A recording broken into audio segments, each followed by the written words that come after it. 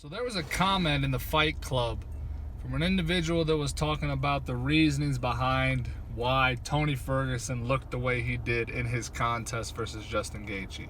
This individual's thought process was on is that how can you plan for something that you've never seen before? He was saying that Tony Ferguson's camp was duped by Gaethje, and he said Winklejohn, but I believe that Gaethje, of course he's out of Team Elevation. That would be Trevor Whitman, not Mike Winklejohn, but I digress.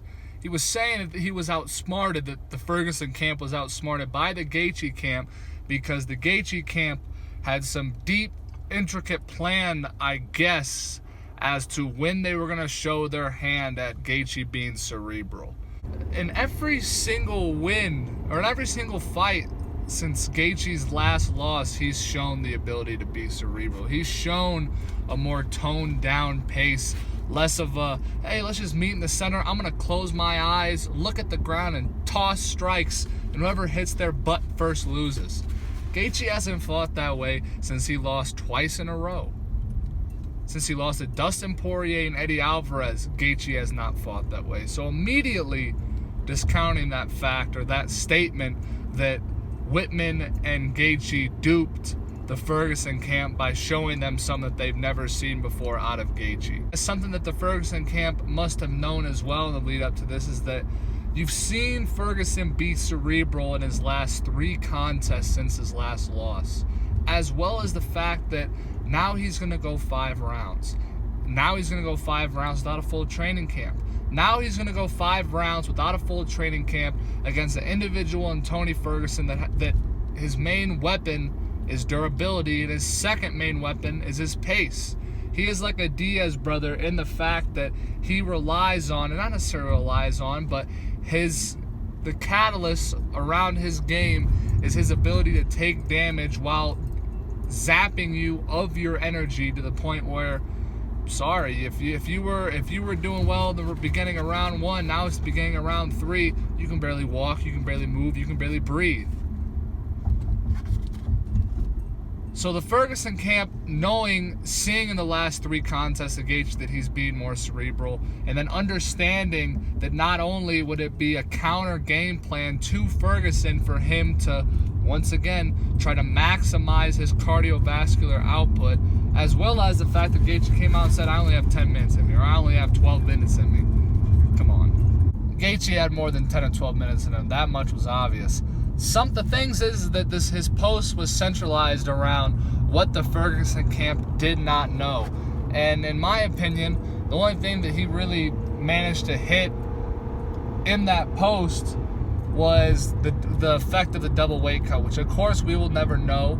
We'll never know the exact implications of what Tony Ferguson cutting weight twice within that month was able to do, or what that took away from Tony Ferguson as a whole.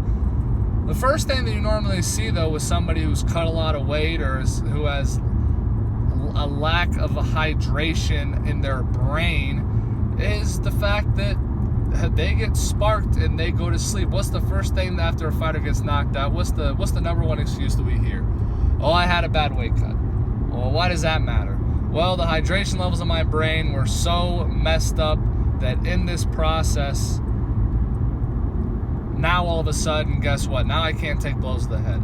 Well, Tony Ferguson obviously is able to take blows to the head. No matter how much damage he took all that damage while still standing on his feet. I don't believe, and I could be wrong, correct me if I am wrong, I don't believe Tony Ferguson got dropped in this contest. Justin Gaethje got dropped, but I don't believe Tony Ferguson got dropped. Tony Ferguson did get mauled, though. The longer the fight got, the worse it ended up getting for Tony Ferguson, which was the exact opposite of what everyone expected to happen. Some things that I don't think that the Ferguson camp expected to happen was that being one of them, that the longer the fight went, the more it went into Justin's favor. And the reason why I believe that is because I don't think the Ferguson camp expected Justin Gaethje's timing to be so precise and so crisp from the jump, realistically.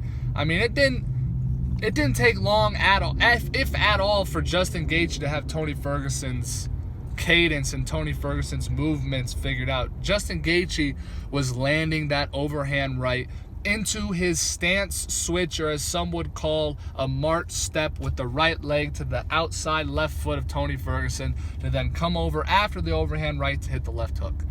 I know it sounds like a lot. Last video I did on this channel details that combination a little bit more. As well as the fact that Tony Ferguson has some of the most awkward movement of anybody within the UFC. Tony Ferguson, and this is something that I felt would be in Justin's main advantage prior to this fight, but I didn't think it'd be to this much of an advantage. The fact that Tony Ferguson throws from bad positions. What that means is that where most fighters would think to themselves, hey, I am in a bad position right now. My body, my foot, my feet, my position in comparison to my opponents, or in conjunction with my opponents, is not a good one. I should probably move my feet, move my body, get into a better position prior to re-engaging and exchanging with this fighter. Tony Ferguson doesn't give a damn.